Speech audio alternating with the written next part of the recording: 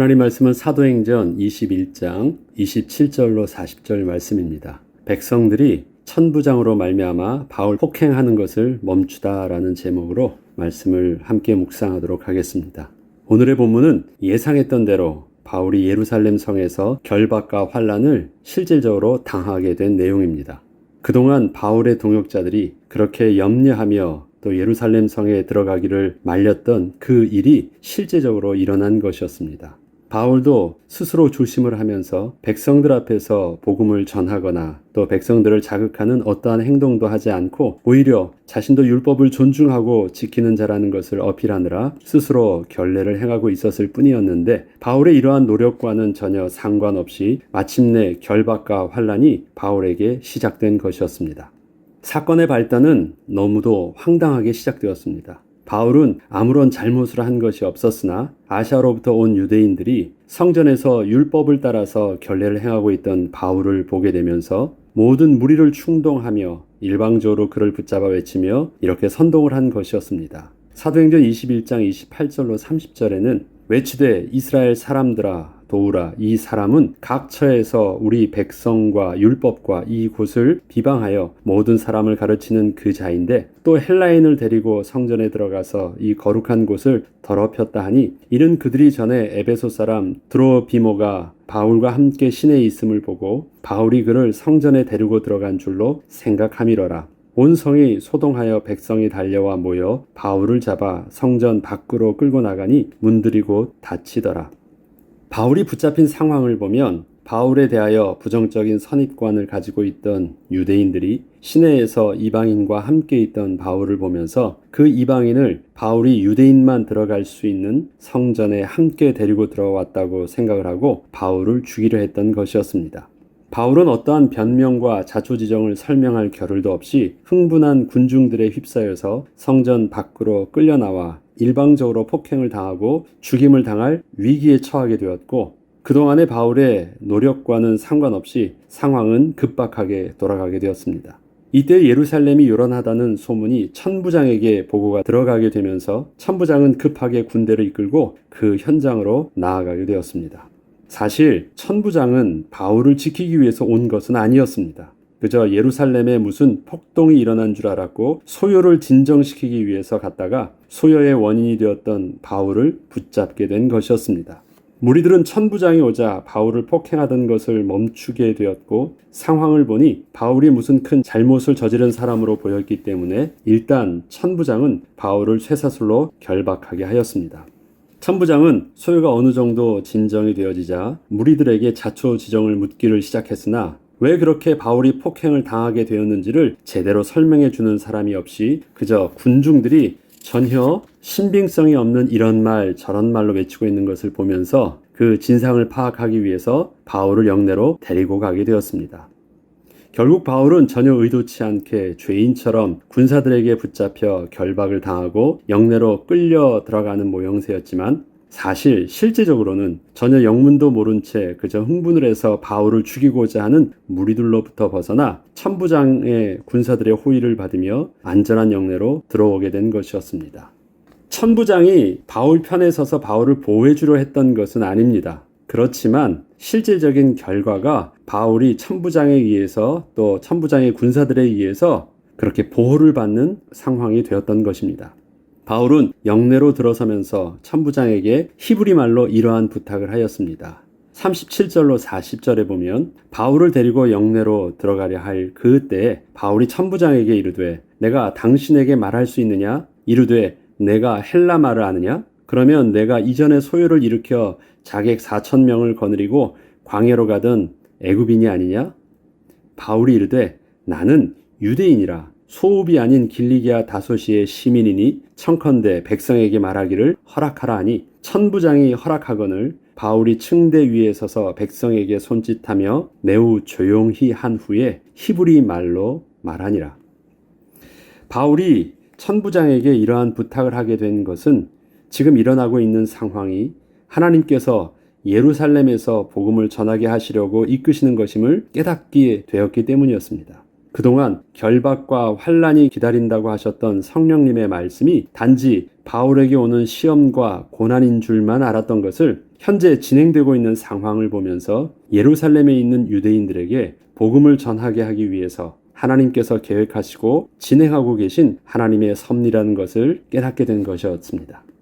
바울은 천부장이 이끄는 군사에 의하여 결박당하고 영내로 들어오기 전까지 이미 자기 스스로 몸을 가누기 힘들 정도로 무리들에 의하여 죽을 만큼 폭행을 당한 상태였습니다.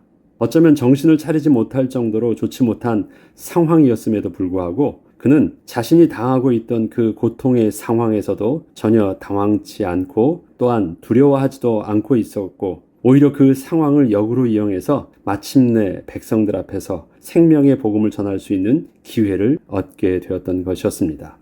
바울은 우선 헬라어로 천부장에게 말을 건네었습니다. 바울이 헬라어를 쓰는 것에 대하여 천부장이 놀라는 것을 보면 바울은 헬라어를 쓰면서 자신의 신분을 은연중 드러내려 했던 것임을 알 수 있습니다. 이처럼 바울이 헬라어로 말하며 자신이 큰 도시 길리기아 다소 출신임을 밝히기 시작하자 천부장은 바울이 조금 특별하게 보이게 되었고 바울의 말을 귀담아 듣게 되었습니다. 이에 바울은 천부장에게 요청하여 백성들 앞에서 자신을 실제적으로 변명할 수 있는 기회를 얻어 천부장이 위치한 층대 위에서 백성들을 향하여 차분히 자신을 간증하며 복음을 전하게 되었습니다. 그 내용에 대해서는 내일 이 시간에 하겠습니다. 이때 바울은 백성들을 향하여 히브리어로 말하기 시작하자 백성들은 잠잠히 듣게 되었던 것입니다. 이러한 바울의 복음 전도에 대한 집중성은 정말 쉬운 일은 아니었을 것입니다.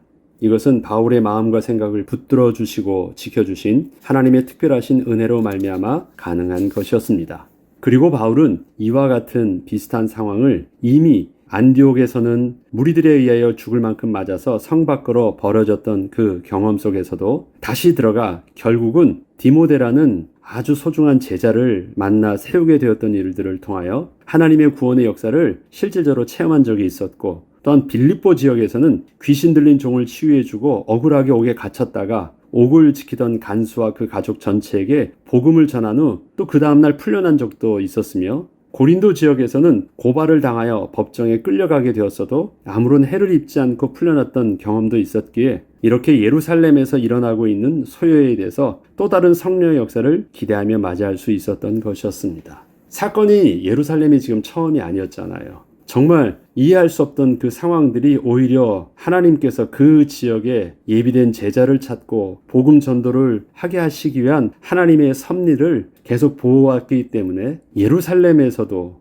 어떻게 행하실지는 모르지만 하나님의 행하실 일들을 이렇게 이루신다는 것을 어느 정도 눈치챌 수 있었고 가만히 그 상황 속에서 자기가 또 복음을 전할 수 있는 그 기회를 틈타 그렇게 백성들 앞에서 말할 수 있는 기회를 얻게 된 것이었습니다.